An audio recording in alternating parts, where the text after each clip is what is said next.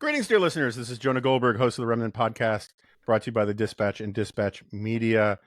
In the grand tradition of counter-programming against partisan frou-for-all, we're going to do another sort of deep dive thing with perhaps the king of deep dives, at minimum the crown prince of deep dives, the grand spelunker, as some of us call him. I'm talking, of course, about Fred Kagan. I should note for listeners, we're not going to get into any of that because I don't want to arouse sort of Cain versus Abel sibling stuff. But brother Robert Kagan, I had that contentious but good-natured conversation with about his last book. And Fred is a senior fellow at the American Enterprise Institute. He's a colleague of mine. He's written a lot of books. He's former professor, was it West Point? Yep, at West Point. And he and Kim Kagan, related, are authors of a new report, Ukraine and the Problem of Restoring Maneuver in Contemporary War. Did I get that right? Yep. Okay. So I didn't know about this report because you have an open invitation to come on here, but then I said, do you have anything coming out? And you told me about this. And so we will do the time-honored thing here when I have authors of books on here. And instead of asking you about what your book is about, I'll ask you, what's your report about? Okay. Happy to talk about it. And why that title? Okay. You want to start with that? Yeah, let's go there.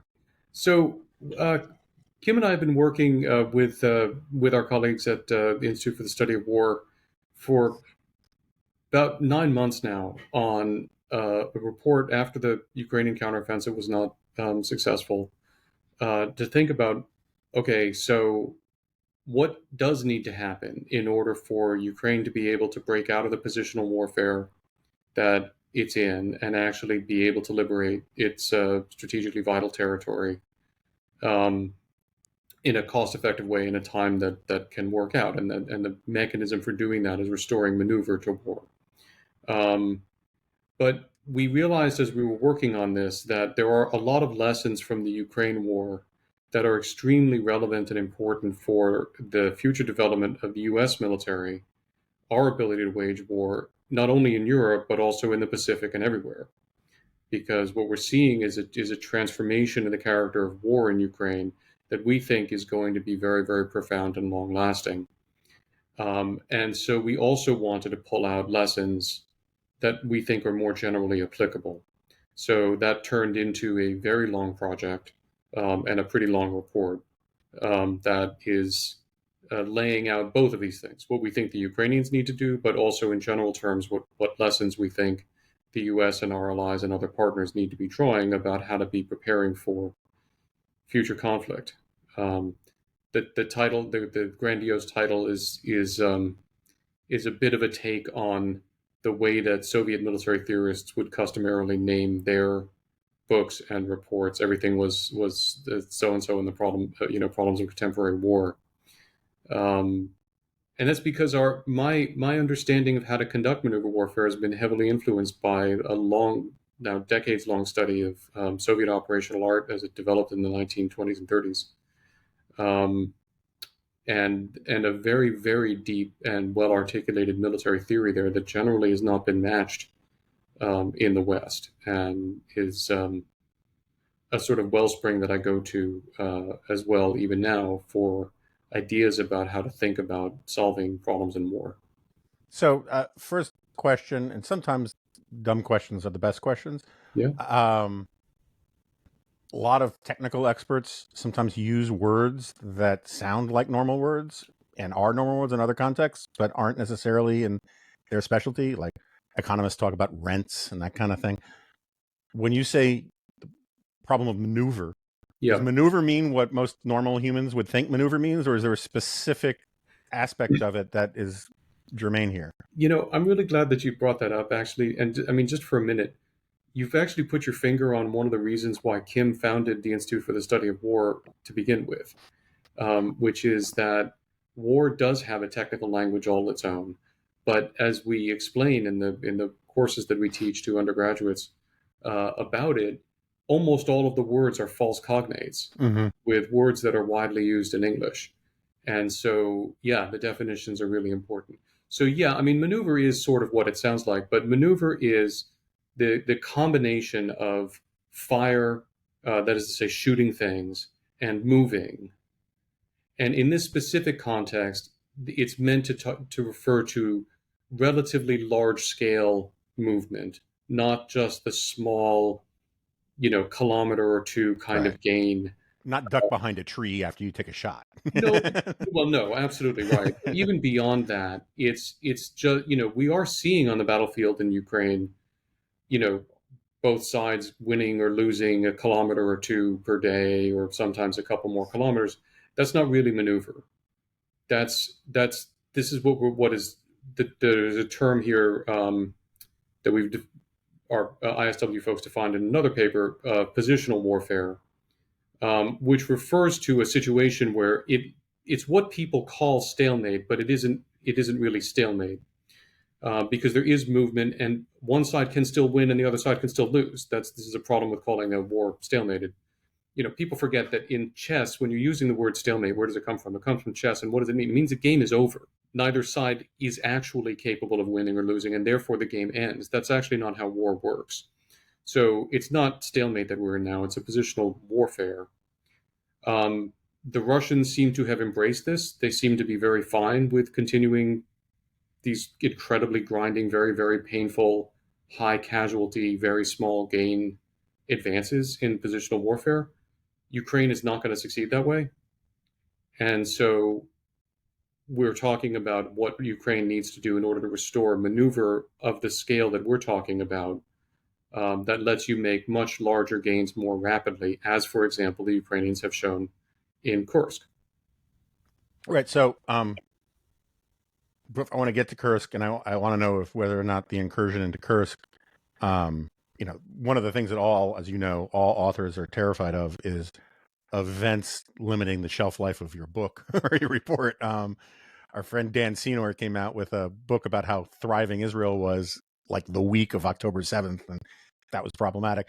But what is the actual problem of maneuver? Is it just that if you are under-resourced comparative to your opponent, that you cannot do positional warfare and you have to break out? I mean, what is the actual problem that you're referring to?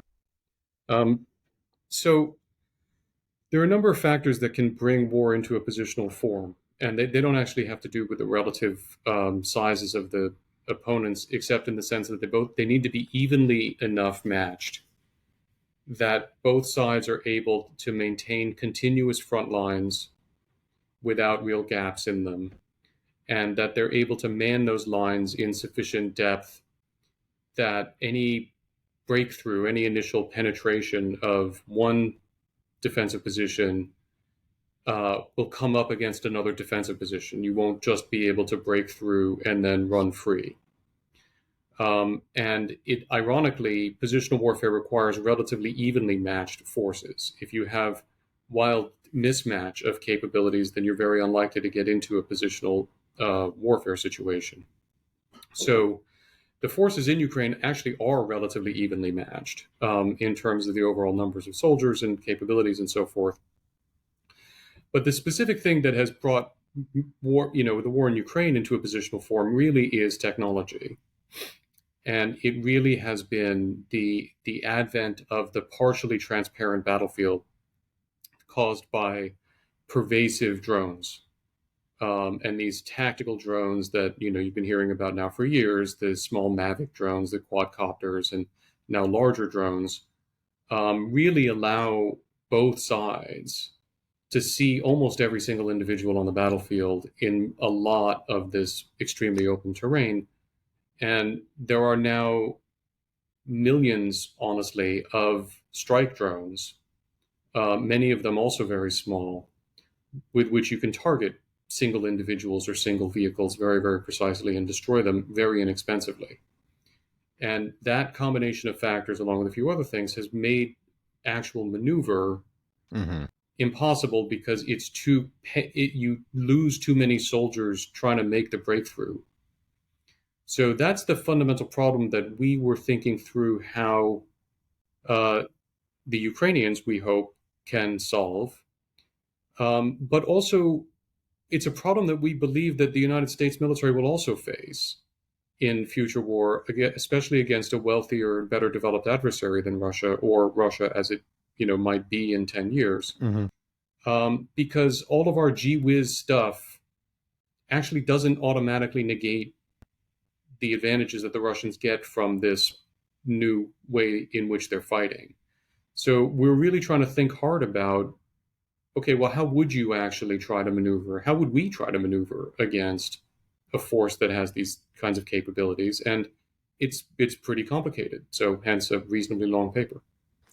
Just out of curiosity, do you ever what are the rules? I mean, I really do want to get to the Kursk and the current state of things, but is there a rule of thumb about the advisability of issuing reports that, to be blunt about it, the bad guys can read too? Oh yeah, sure, of course. We don't have rules of thumb. We have guidelines, and we think this through a lot. We are very careful in all of our reports to refrain from telling the Russians anything that we're not confident that they already know. Mm-hmm. And a lot of this is taken care of by our methodology, because we are reading what the Russians are saying to themselves and each other all the time. And so we have a very good idea of what they are already talking about. And so if they're already talking about something, there's no particular need for us to refrain from talking about it, because they already know it. We need to be careful, because sometimes we can seem to confirm things for them that they're speculating about. Right. But in this case, everybody's arguing. This actually goes on in all wars, believe it or not. Nobody's doctrine is secret, because by definition, fundamentally, if doctrine is going to be effective, it has to be shared with millions of people. Mm-hmm. Anything that's shared with millions of people is going to get to the enemy. So Right. Nobody's military theory is really secret from the enemy, and nobody's doctrine is really secret from the enemy. That's not the way that this works. So we did think hard about, are we sort of giving the Russians a guidebook as well as the Ukrainians to how to do this? And the conclusion that we came to is not in a way that they can use, because doing what it is that we suggest requires an army that functions like Ukraine's. Mm-hmm. But it's not going to work well for an army that functions like Russia's. Ukraine's army has a lot of tactical initiative, a lot of, subordinate commanders have a lot of leeway. They are very capable. They're very independent minded.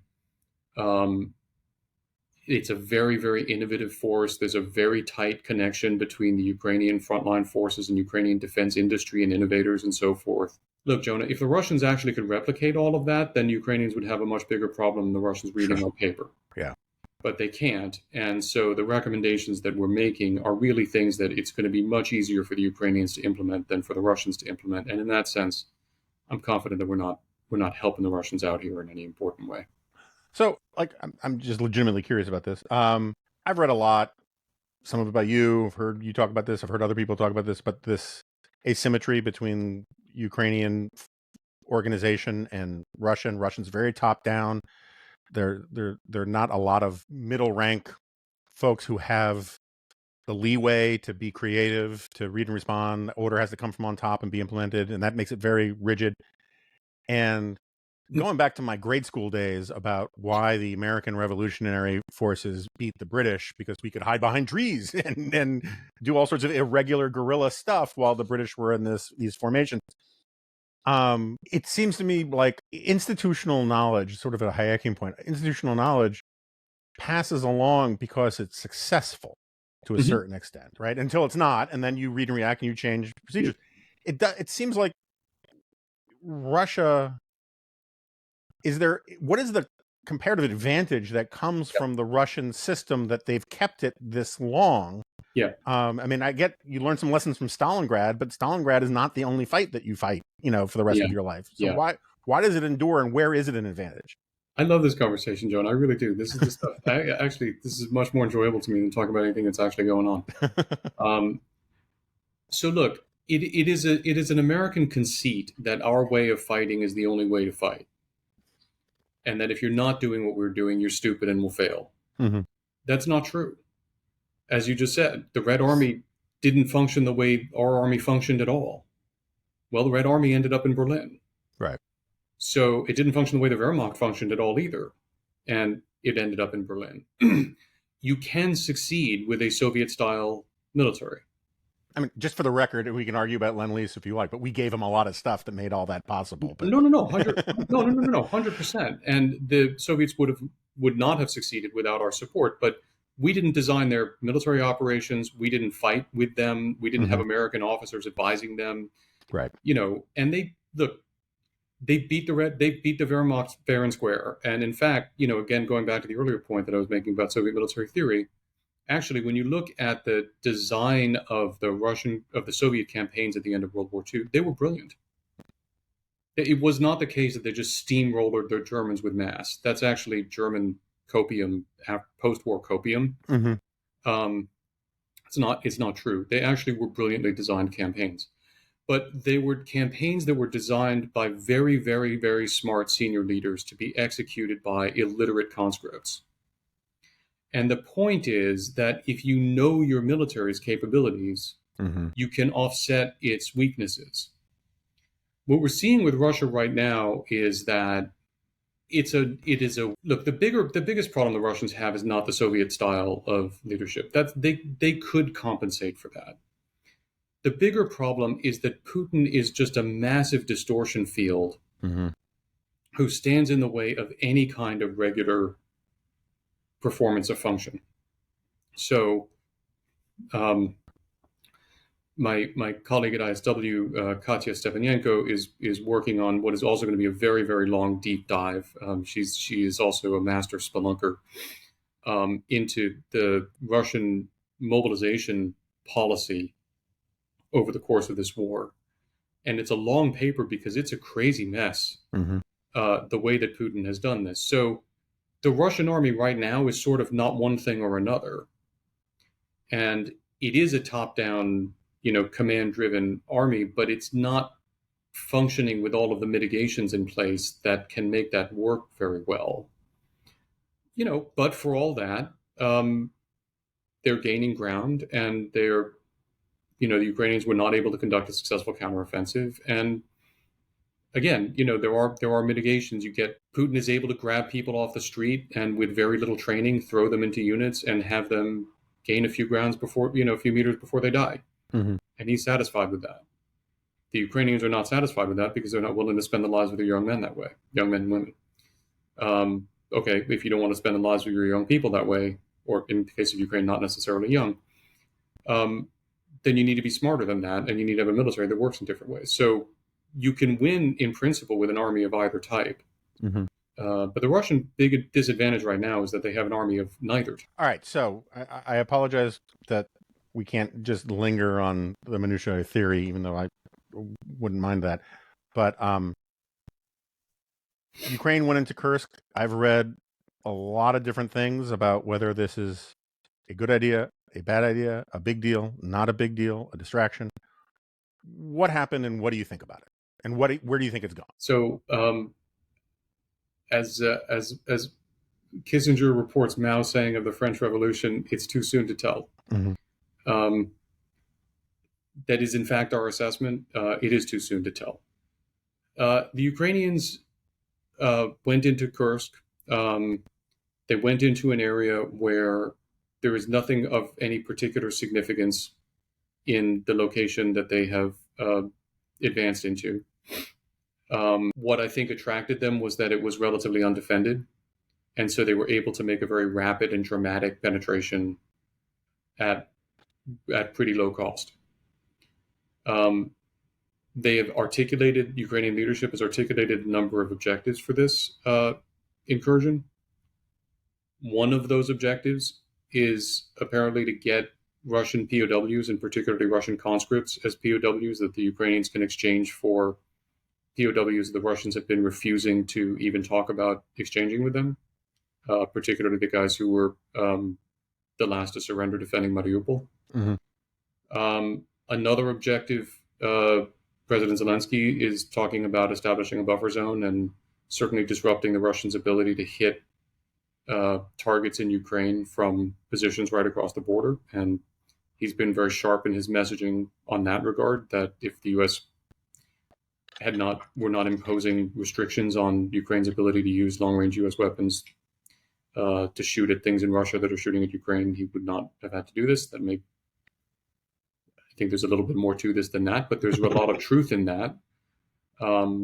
The Russians have been setting up very comfortably on the Ukrainian border and lobbing shells and rockets and missiles into Ukraine, and that's not okay. But beyond that, and this is where the controversy really comes in, it's very clear, and the Ukrainians have been clear about this, that they are hoping to divert significant resources from Russian forces in Ukraine. And the controversy is going on because that has not yet happened at a scale that is having a significant effect on the major Russian offensive operations in southeastern Ukraine, particularly around Donetsk city. And the Russians are continuing to advance, and Ukrainian forces on that axis are having a very, very hard time of it, and they are undermanned.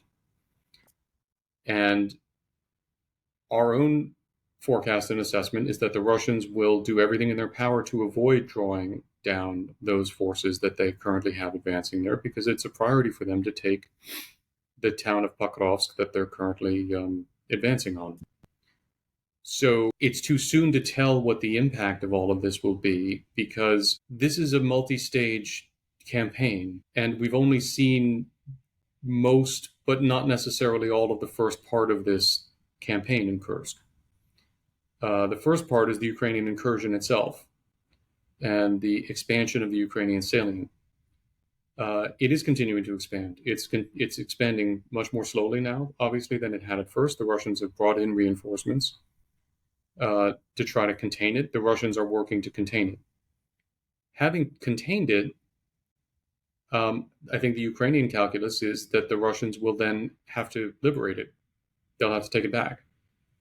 And I think the Journal reported U.S. Intelligence community assessments that the Russians would need something like 4 times as many forces as they currently have in Kursk to retake the territory that the Ukrainians now hold if the Ukrainians defend it hard. I'm not in a position to run a calculation that fine, but that sounds very plausible to me based on other things that we've seen.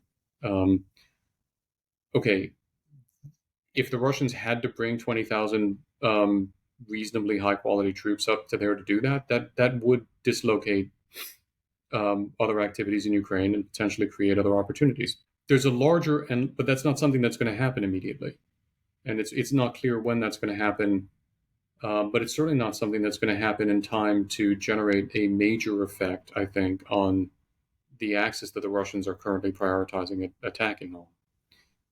But there's a larger, even longer-term effect that I suspect that the Ukrainians want to generate, which is this. The Ukrainians were able to drive fast and deep into, or relatively deep into Kursk, because it was undefended. It was undefended as a result of a conscious decision that Putin made, not to defend his frontiers, right, but to prioritize putting forces on the offensive in Ukraine. Okay. I think this is in part an effort to cause him to reevaluate that decision. And to the extent that Putin is not comfortable having the Ukrainians able at will to grab and munch different parts of Russian territory that are undefended, he would have to put significantly more combat effective forces all along his border with Ukraine, which again would have long-term significant impacts on Russian overall combat capability. This is why I say it's too soon to tell what the impact of this actually will be, and people who are scoring it simply based on the effect that it's having on Russian offensive operations around Pokrovsk, I think that's not the basis on which it was conducted in the first place. So, but one of the things you didn't score it on, which I've heard a lot of commentary scoring it on, is the sort of psychological effects, both for Ukrainians as a boost in morale, and also it's got to be profoundly embarrassing and problematic, at least at a conversational level, for Putin internally in Russia. And we just had, was it yesterday, these drone attacks on Moscow, or overnight? Overnight. Which as a psyop, just as this sort of setting this signal that the war isn't just happening some faraway place, that it's coming to you. I could see that backfiring on Ukraine. I could see a rally around Putin thing. I could see, it galvanizing Russian support in a way that, oh my gosh, they were right about the Ukrainians being a threat, right? Or I could see it going the other way and saying, look at this mess you've gotten us into. Do you have a sense about, and I could see both things happening. One, you could see the galvanizing in the beginning, and then you could see it deteriorating. Do you have any sense of how important that is, or to the extent that is a factor in all of this? We could look at how Putin is dealing with this and how he's responding to it and get a pretty decent read from that, because I'm not going to claim to have a better understanding of where the Russian elite anyway is than he does. So Putin tends to downplay things. And Putin tends, this is another thing, by the way, as we have all had these conversations about all the red lines and escalation stuff, Putin tends strongly to underreact to things that he's surprised by. He tends to wait and let things develop and think before he responds. And he's been doing that here too. He clearly was initially, and there was some great video, with footage of this, where he was losing his mind early on. He was infuriated about this, which is not surprising. But he's cooled down now, and he's decided that he's going to play this off.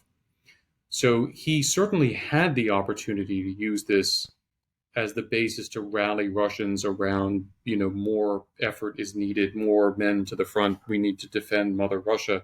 But he's actually doing the exact opposite.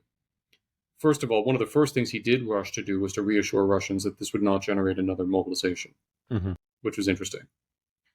And now what he's doing is, ostentatiously, he flew down to Baku to meet with Aliyev and talk about Armenia-Azerbaijan peace negotiations. Today he was in Chechnya showering love on Ramzan Kadyrov, the strongman down there. And in every respect, the Kremlin messaging is, nothing to see here. We'll get after this in our own good time. Everybody go about your business. It's just a bunch of stupid poor villages, and we don't care about them anyway. So whatever rallying around the flag there might have been, Putin is basically turning it off rather than playing it up. It's interesting. Yeah. So why is he doing that? Well, it is embarrassing. It's very embarrassing. And we will be writing, the ISW team will be writing about this in the update today. But he is clearly, the Kremlin is clearly messaging that this is just a bunch of, insert derogatory term here, villages in the middle of nowhere, and who really cares. That's a really weird position for Putin to be taking about Russian territory. Right. That's not consonant with any language that he's ever used about the sanctity of Russian territory before.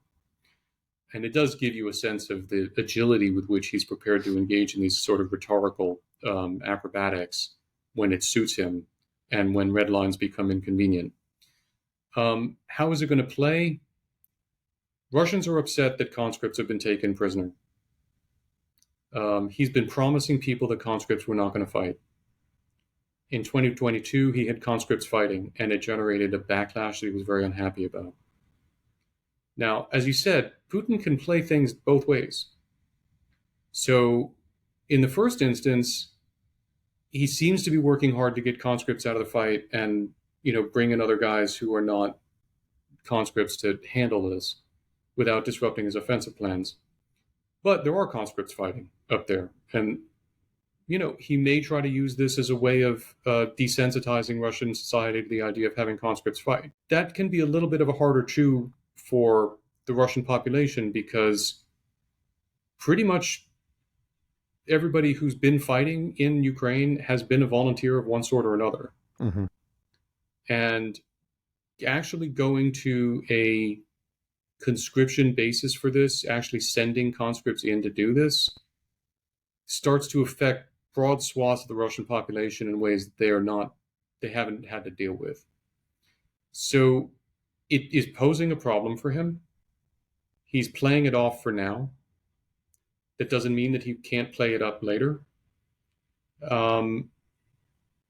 But I think, as is often the case with Putin, he's still feeling his way through this and deciding what is the most advantageous route. But what's very clear is that he wants to play up the Russian advances in the east of Ukraine. He wants to sell the Russian, um, drive toward Pokrovsk as much more important than the loss of uh, Russian territory in Kursk. And it'll be interesting to see whether the Russians actually take Pokrovsk. They may, but that's by no means inevitable. And if they do, it'll be interesting to see how everybody collectively feels about that compared to what the situation is in Kursk if and when that actually happens. What's the actual just strategic value of Pokrovsk? I mean, why is it such a important goal? So I'm sorry. I'm gonna do this without getting into a whole bunch of technical language that Sure. that's No false cognates. that's why I toyed for a minute with the idea of explaining it, and it's not worth it. Look, Pokrovsk is not inherently a particularly significant location. It's a large settlement by the standards of what the Russians have been fighting through down there. It had the pre-war population a bit larger than Bakhmut's. So I think it had a pre-war population of about 80,000, and it's a relatively well-developed settlement. Most of the settlements the Russians have been pushing through recently have been tiny, a couple of streets, no tall buildings kind of thing. Pokrovsk is a much more built-up town, and it has relatively more built-up suburbs around it. So it's a more significant populated area. It's a rail hub. It's a logistics center in principle. It's a road junction.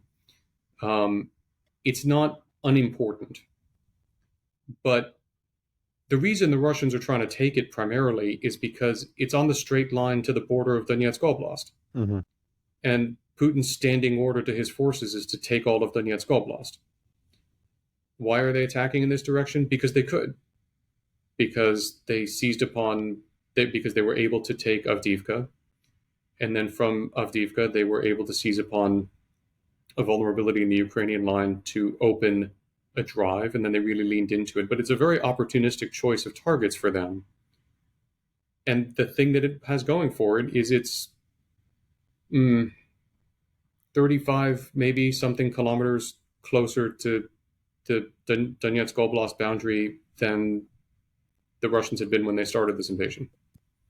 So in that sense, it's not, the loss of Pokrovsk doesn't unhinge Ukrainian defenses in the east. It doesn't put the Russians in a position instantly to do something else that's dramatic and war-winning or anything like that. It's not insignificant, but neither is it decisive. And the price that the Russians are paying for it, similarly to the price that they paid for taking Bakhmut, is disproportionate to the gain that they're likely to get from it. Yeah, so let's go there for a second. What is the actual, I mean, I don't need to be callous about it, but what is the burn rate of Russian troops now? We hear a lot of different things. And is it sustainable? I don't have a recent number. I mean, it's very high. It's very high. The bottom line is the Russian recruitment effort reportedly generates something on the close order of 350,000 new recruits annually, which is just about sufficient to keep the Russian forces in Ukraine at about the same level. So that tells you something about the loss rate. Now that's not 350,000 dead in a year. That's right. That's 350,000 not in combat anymore. But it's extremely high. It's extremely high. The Ukrainian loss rate is also high. That's Ukrainians don't publicize these figures and we don't report on them. But I don't want to suggest the Ukrainians are not losing a lot of soldiers too. They are. But the Russian loss rate is very, very high. But I don't have current precise numbers. So, I mean, when we all learned about, at least the popular version about Afghanistan leading to the fall of the Soviet Union and how much it did or didn't, we can have those debates. But, the casualty rates and we're just a fraction of what we're looking at here. Oh, yeah. Is it all because basically elites, if you're upper middle class in St. Petersburg or Moscow, you're not going to the meat grinder? Is it purely a function of that? I mean, because you can't say the Soviet Union wasn't an authoritarian. Was Yeah. they're both authoritarian societies, right? So like, why was one so much more corrosive to the legitimacy of the regime than the other? So, yes, I mean, to begin with, the Soviets played Afghanistan straight in that they had a conscript army. They called up their conscripts, they sent them to fight, and they lost 15,000 soldiers dead. And it was the first war that Russia had fought, that the Soviet Union had fought since World War II. Mm-hmm. And that was shocking. And they were conscripts. And so that was shocking. And the soldiers' mothers movement began in the 80s. And the Kremlin was embarrassed by that. And the KGB was uncomfortable just, hosing down soldiers' mothers, and the army was not at all interested in shooting up soldiers' mothers who were protesting, and that caught them off guard. But we need to be clear about something. Putin has spent a lot of time meditating on why the Soviet Union fell, and he's come to a conclusion which is fundamentally the correct conclusion, which is the Soviet Union fell because Gorbachev lost his nerve. And this is an important truism that we all need to keep in mind. Authoritarian regimes fall when either the dictator or oligarchs or their security services lose the will to kill. Mm-hmm. That's why the Tsar fell. That's why the Shah fell. It's why ultimately Mubarak fell. But when the dictator and the security services retain the will to kill, that's why Assad is still in power, right? That's the lesson that Putin has drawn. Parenthetically, it's a lesson that Xi Jinping has also drawn. Right. So the Afghanistan war by itself did not collapse the Soviet Union. It contributed to a shaking up of the Soviet elite that brought Gorbachev to power. Gorbachev then made a series of miscalculations that fanned unrest and presented him with the requirement to engage in an incredibly bloody crackdown, which, thank God he actually turned out to be much more of a humanitarian than that, and he just refused to do it and allowed the Soviet Union to fall instead. The only questions, Putin's will to kill is never going to break. We can interrogate the questions of what would be required for his security services to lose the will. I don't think there's any reason to think they're particularly close to that. Or his inner circle breaking in some way, but I don't think we're particularly close to that. But he's also not using conscripts, back to the original point. So he's been paying incredibly poor Russians a lot of money to die on the theory that they might live, but even if they die, their families will be taken care of. And they probably were going to die anyway, because that's what life in poor rural Russia is. So as long as he's doing this on a largely volunteer basis, and most of the people who are dying are poor, the elites are not going to rise up. It's funny. It kind of reminds me. You know John DiIulio, political scientist. Sure. Student of James Q. Wilson.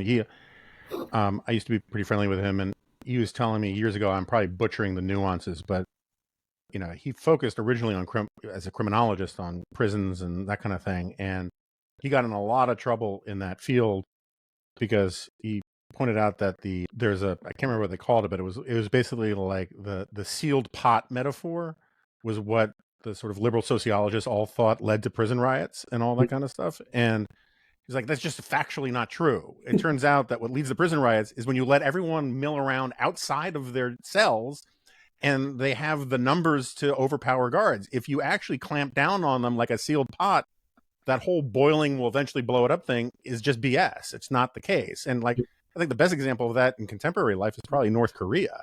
Right? I mean, we don't talk about the mother's movement of North Korea or anything. It doesn't exist. Yeah. No, I mean, the Korean regime is an example of as long as you've got successive generations that are able to retain the loyalty of their killers and never lose their will to kill and to be brutal, you can stay in power under terrible conditions for a very, very long time.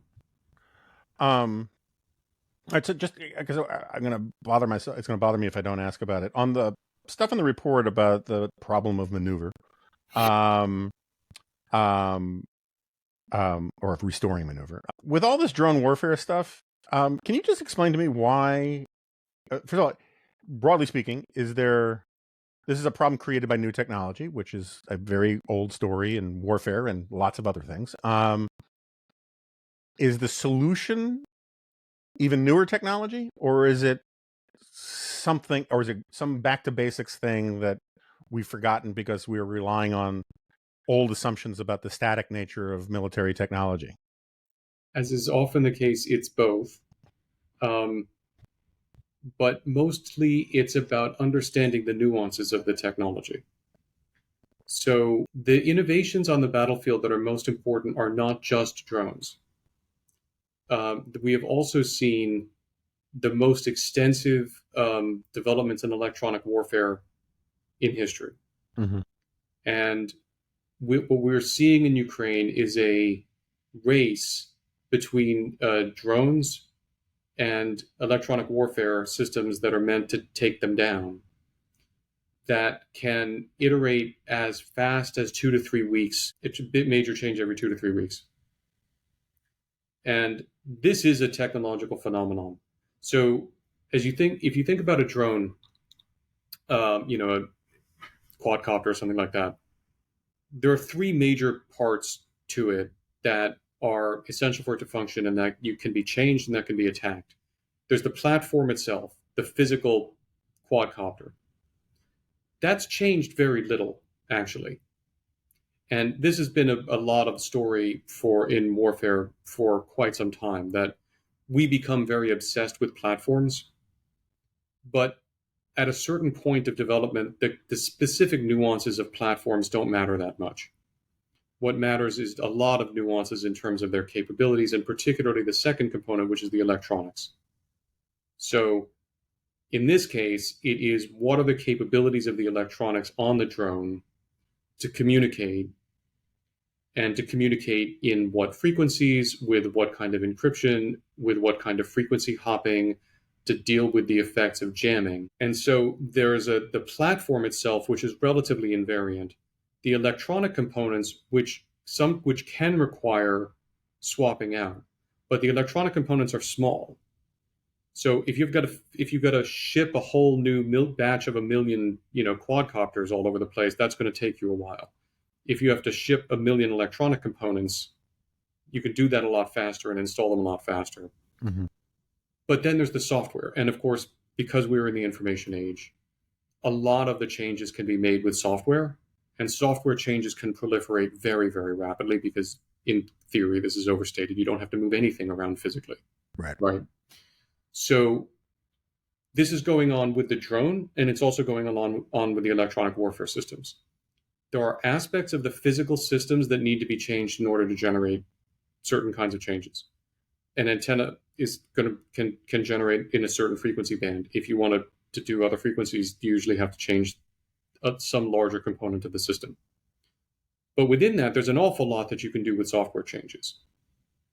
And that is one of the things that facilitates. So getting back to your question, why does that matter? So first of all, it is not the case that there is a continuum of drones can do X, electronic warfare can do Y. There's a constant race to create space for the drones to be able to operate, and then the electronic warfare guys race to close that space.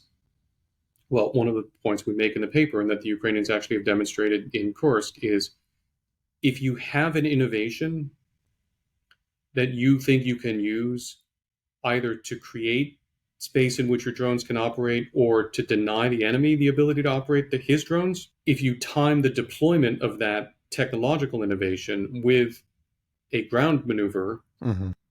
well, that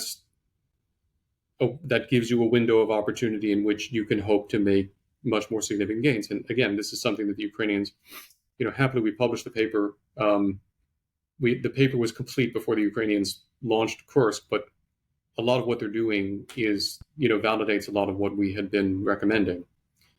And this is one of those things. So you can deploy technological innovations in a planned way with ground operations to take advantage of the brief window that you get. But the other thing is recognizing that the technology does not spread evenly across the entire front line instantly. The most advanced systems are rare. So there are parts of the line that have defense against certain kinds of operations and parts that don't. Okay, if you can identify areas that are vulnerable in this technological respect and focus your attention on those before the adversary can bring, and this is something else the Ukrainians did. There was virtually no advanced electronic warfare in Kursk when this all started. The Ukrainians took advantage of that. So part of it is about using the technology and thinking a little bit differently about how you integrate. Now we're talking about a short-term technological advantage that you generate and hold back and then deploy in conjunction with a plan to take advantage of it. And that seems to be working. There are other things that we're recommending about what we think the Ukrainians specifically can do. And some of them are old. Some of them are well-established principles. The technical term for one of them is battlefield air interdiction. What that really means is historically using aircraft to drop bombs on bridges and key road junctions and stuff away from the area that you're trying to make a breakthrough in to prevent the enemy from getting reserves and reinforcements and supplies to that area. The Ukrainians have not really been able to do this on the whole, except notably they did this in Kherson, where they had a nice, wide river, and they cut the bridges across the river, and that persuaded the Russians that they needed to leave. We're seeing some indications that the Ukrainians are doing some of that now in Kursk. That's a very old technique. So part of what we were doing is advocating. The Ukrainians have a problem. They don't have a lot of airframes. They can't fly a lot of manned aircraft. They can't drop a lot of bombs. So part of what we're recommending in the paper is to think about how to use ground-based long-range fires, ground-based long-range missile systems and stuff to achieve effects similar to what we would achieve with aircraft. And that's just using different technology to do a very well-established sort of principle. So it's a combination of a lot of things. And any major military transformation is going to be a combination of a lot of things, that some of which are taking advantage of new technology, some of which are finding ways to adapt old approaches to a particular environment. And it's, that's the mix that we're talking about. So I'm going to start widening out the lens a little bit real quickly.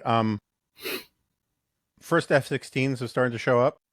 I remember you saying, don't expect F-16 show up and Ukraine wins. That's not how it works. But how big a difference is it making at all? How significant a difference is it making? And what are the things that they can do now that they've got them? Or are they still, because of all the electronic warfare stuff and they're so valuable, they don't want to risk them, right? Is it changing the war space in a significant way, or is it more psychological at this point? If we've seen any confirmation of F-16s participating in combat, I haven't noticed it. So I'm not saying that it hasn't happened. I haven't noticed it. But if Russia knows that they have them, that also could affect how they would deploy forces, right? I mean, yes, it could. They could. Well, so before they arrived, we were talking about ways that they could be used. I think they're very unlikely to use them in ground attack mode because that exposes them maximally to being shot down.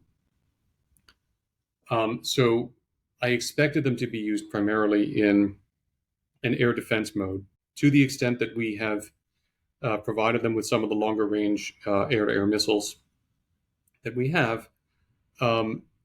If the Ukrainians are operating them anywhere in the near vicinity of front lines, the Russians will have to think about how much they feel like exposing their own fighters to a new air threat, because the older Ukrainian airframes didn't have the electronics. In this case, actually, they didn't have the radars and other things to see Russian aircraft at a distance, let alone fire missiles at them. So yes, they could be causing, or they could start to cause, the Russians to fly further back from the front lines, which would be very important because it would reduce the number of glide bomb attacks that the Russians are conducting. The F-16s can also be useful in actual air and missile defense. You can use F-16s to shoot down cruise missiles. You can use them to shoot down drones. and that frees up your more advanced, Patriots and Iris-T systems and other things, NASMs, to shoot down incoming ballistic missiles, which are much harder targets that only they can shoot down. And there are interesting things that I'm not going to get into about the F-16 as a potential data link in the sky, just because the electronics are very sophisticated. So I think that the likeliest effects that we would see would not be immediately and instantly attributable to the F-16, as it were, because they're not necessarily likely to result from things that are going to generate good pictures of F-16s shooting down Su-20, 25s or 34s or anything. And so that's why I wouldn't be surprised one way or the other to discover the Ukrainians have or have not been flying them in combat. So I know you don't do partisan politics, and I'm not asking you to, but how are you feeling about how America and NATO are dealing with the war in Ukraine at this point? I mean, it feels like some countries have stepped up more, some have backslid. The domestic political debate about all of this is not particularly edifying. But, to the extent that you feel comfortable talking about what's at stake at the election, like how do you see this as a big picture thing? I mean, if Ukraine has another year, do you think that they can get to a desirable end or a less than horrible end? My straightforward answer to what's Trump going to do is Trump will know when he does it. Yeah. And I think anybody who expresses a very firm opinion about it before then hasn't been paying attention for a long time. Yeah. But even if I did partisan politics, I wouldn't prognosticate about that. What will Harris do? Again, I mean, she'll be actual president, actually making the decisions for the first time if that happens. So find out. Tell me who her cabinet is to begin with, which is something I also say about Trump. Tell me what his cabinet is before Right. I can even have that conversation. I just don't know. So I think that this is all a little bit bootless, honestly, to be talking about it in that, electoral outcome perspective. I'm unhappy about the discourse on both sides. And weirdly, I'm unhappy about it for the same reason, which is we, and increasingly, I think some European states, have settled into the delusion that this war is in some sort of stable stalemate. And the problem is getting both sides to realize that they might as well just call it a day, because neither side is really going to be able to change it much. And my problem with that is it isn't true. But other than that, apart from that, it's a great theory. I mean, Yeah. It's actually a lousy theory in any respect from our perspective, because it leaves the Russians in possession of strategically vital territory that I think we've talked about before. That dramatically increases the likelihood of a future Russian attack and the likely success of a future Russian attack. So we shouldn't be content with this at all. But even before we get into that conversation, it isn't true. Putin is not going to accept the premise that he can't defeat Ukraine. He's not. He hasn't, and he won't. And he is inculcating in the Russian elite and in Russian society a determination to defeat Ukraine that will only be strengthened by any partial victory that Russia achieves at an incredible cost.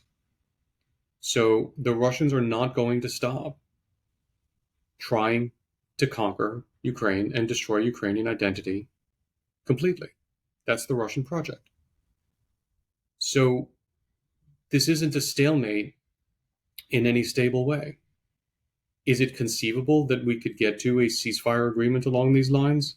Sure, in theory. There's a whole bunch of things that I need to say about that in a minute, which I'll say very briefly. But sure, in theory, you could imagine that. But what does that get us to? That gets us back to Minsk. That gets us back to 2014, 2015 Minsk Accords, when Putin accepted a nominal ceasefire, which, by the way, was anything other than a ceasefire, for as long as he thought that he had a different way of winning in Ukraine. And when he decided that he didn't have a different way of winning in Ukraine, he invaded.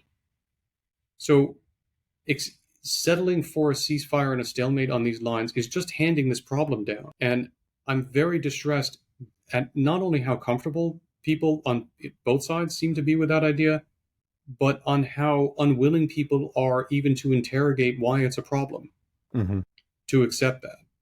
So That's a huge problem. Another problem is that we're still having this discussion in the US too much about what we should be doing to help Ukraine. Look, I myself am in favor of helping Ukraine.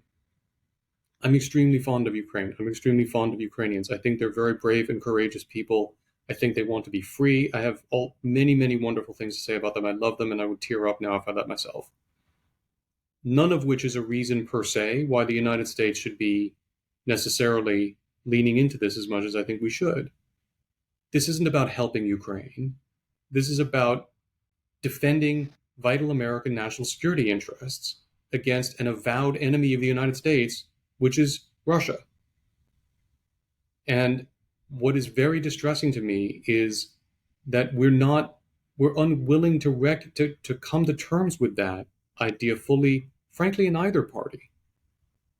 That this is not a normal state. This is not a state that we can get to the negotiating table with, and then things can go back to something like what they were before 2022, as if that was a good thing. Russia is not a normal state, and Russia has been changed by this war, and changed in ways that are very bad. So our options are, where do we want to confront the Russian threat, and on what terms? Right now, very callously, we're confronting the Russian threat with Ukrainian lives and our dollars. That's the best deal we're ever going to have. And if we frankly piss it away because we decide that we don't feel like paying the dollars anymore, we are going to end up having to confront this with American lives. And that will be a catastrophic failure of American national security policy. So all of this is, I think, getting lost at this point. And I think we're reaching for what we've decided is a happy resolution, which is a mirage anyway, and is also not a good outcome for us because we feel like getting tired of this, which is, by the way, exactly Putin's theory about how he wins, that he wears us down. So I see that here. I see it to some extent in Europe. And that's the part of this that's most alarming to me. How much? So at the beginning of the war, a lot of people, including me, said that in response to the people who said we should really be worried about China and not Russia and blah, blah, blah, blah, blah, I would make the point, I was not alone in this, saying, well, if you want to deter China from going after Taiwan, successfully beat Russia's attempt to take over Ukraine. I still believe that's true. I've heard smart pushbacks on it to one extent or another.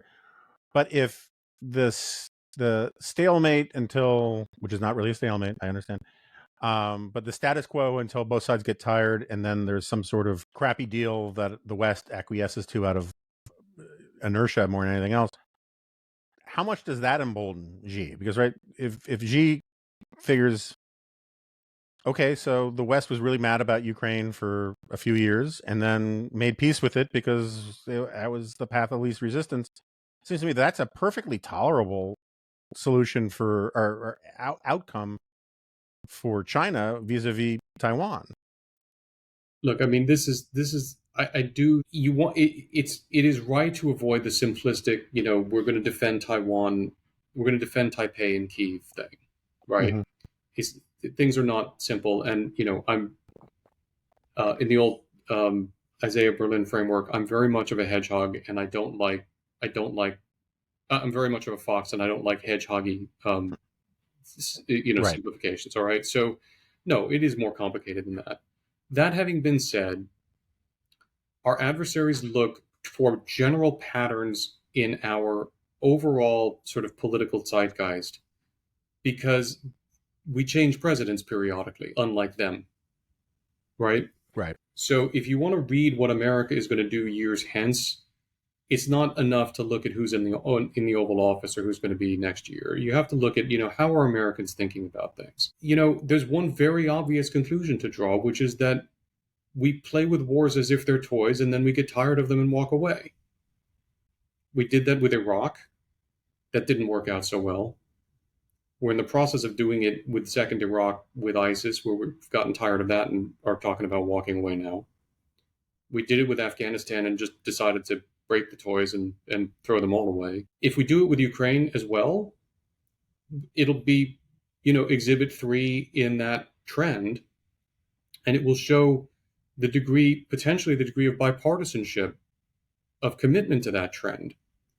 So then, a very straightforward and reasonable conclusion for Xi to draw would be, yes, if I invade Taiwan, the Americans will be pissed off and they'll take a variety of measures and it'll be very unpleasant for a while.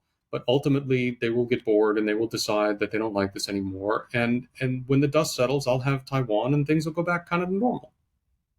That would be a perfectly reasonable conclusion to draw if we abandon this effort in Ukraine. So we really do need to keep that in mind. Now, there's another factor here that wasn't at play in Iraq and Afghanistan that's also very important. We have made it very clear that our behavior vis-a-vis Ukraine is heavily conditioned by Putin's periodic, more or less oblique threats to use nuclear weapons. I'm 100% sure that Xi Jinping and Khamenei and the boys around him are drawing conclusions about that. Right. And we really do want to think hard about what lessons we want to teach our enemies. Because if the lesson that we want to teach them is, if you have nuclear weapons, threaten to use them. You won't have to, but if you threaten to use them, the Americans will react to that in ways that will satisfy you, more or less. If you don't have nuclear weapons, you better get you some. That's not a lesson that we want to teach either. Now, again, neither of those in themselves would be reasons by themselves why I would advocate for this. And I think part of the problem is people who critique this and say, well, we can't defend Ukraine because they want to parse out parts of a complicated interrelated set of factors that make this important. You have to look at all of this stuff together. And the more that you look at it all together, the more that the answer to me is very, very clear about why this is a vital American national security interest. This is one piece of it. Do you have a minute more? Yeah. Okay. Just to not completely switch gears on you, but I'm going to completely switch gears on you. You're supposed to say now for something completely different. That's right.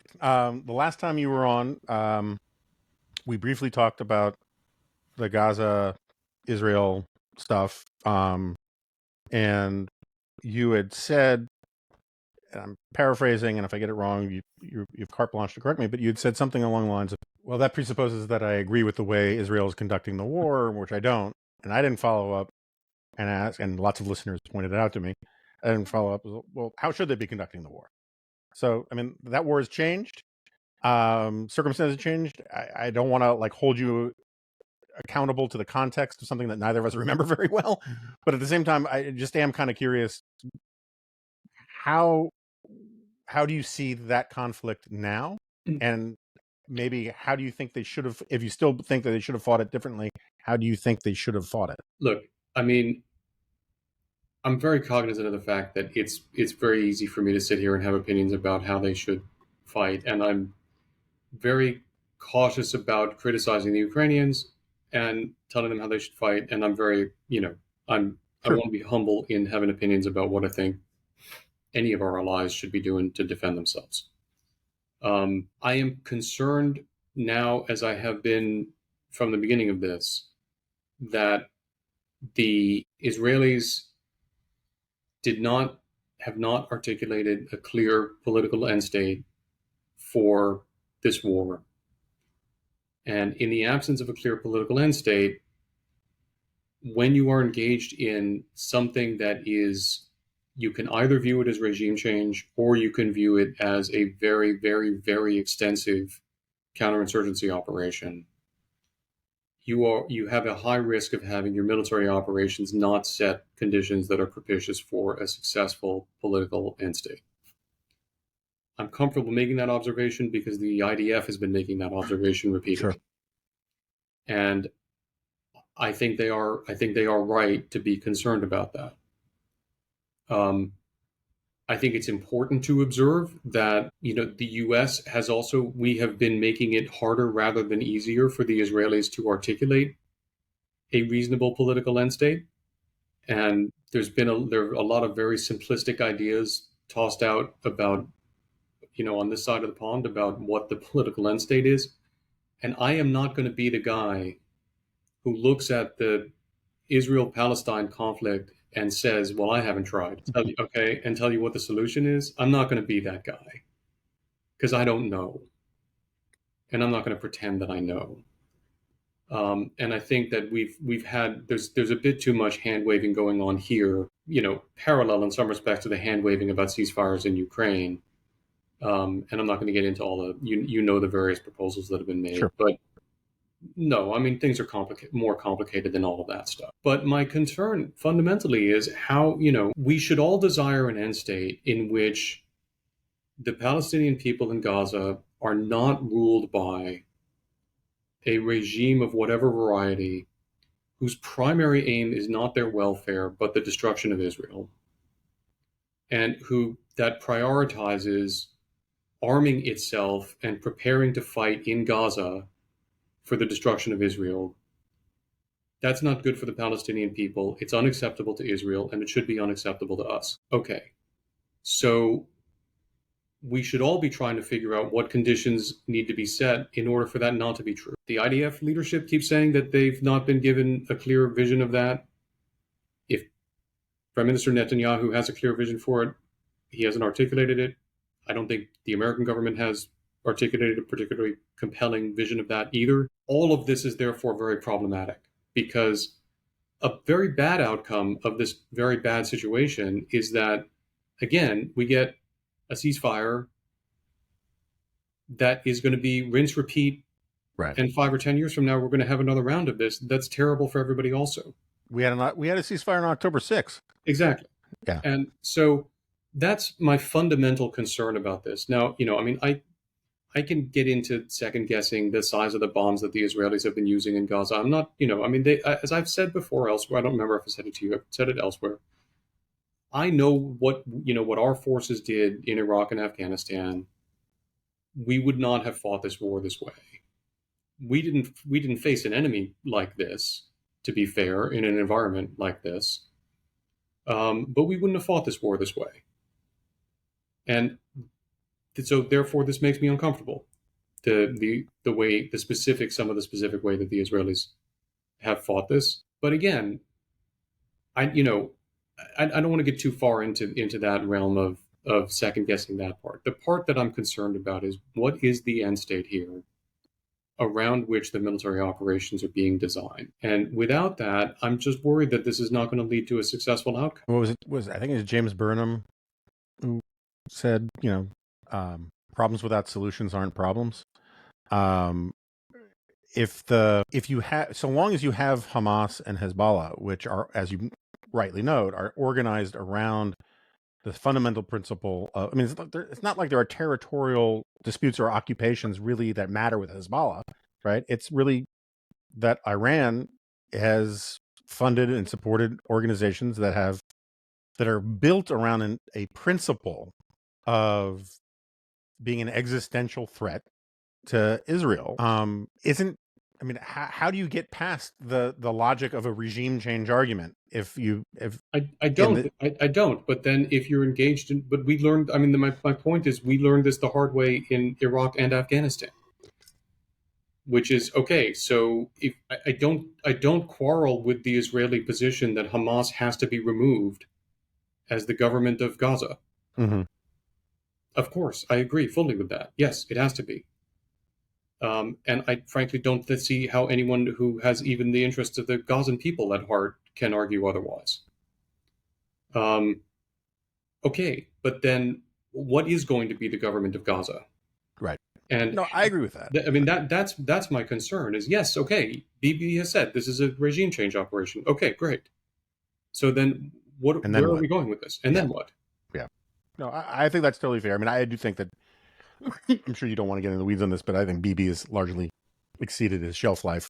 Well, there's plenty of people who have a lot of opinions about that, and I'm not going to go. Look, there's one thing that's on the table right now that is important that I do want to mention, which is we're having a lot of arguments now about the Philadelphia corridor, the strip along the Israeli border with Egypt. And there is something that should be very clear, which is Hamas was able to become Hamas because the Egyptians did not prevent it from amassing an enormous and expensive arsenal and all of the stuff that was in there. There's no plausible end to this conflict that doesn't involve somebody reliably ensuring that the Strip does not become fully remilitarized following an Israeli withdrawal. Now, Bibi is saying he wants to stay in the Philadelphia corridor.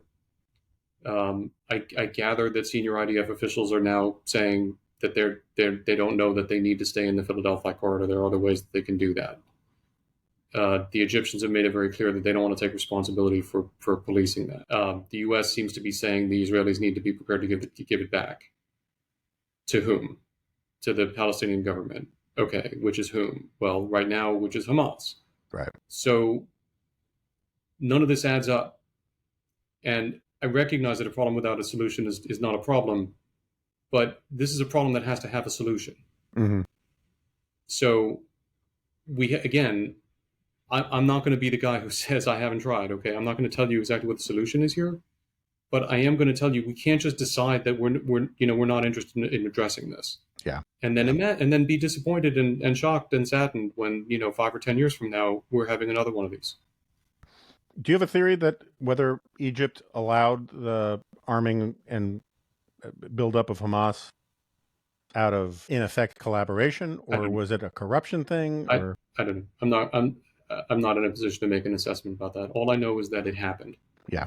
And what that tells me is that whatever the arrangement was before October 7th is not sufficient to ensure that it won't happen again. Fair enough. All right. I know I kept you long. I apologize. I could talk to you for a very long time. Fred Kagan, thank you so much for doing this. I really appreciate it. Great to be with you, Jonah. Thanks for having me.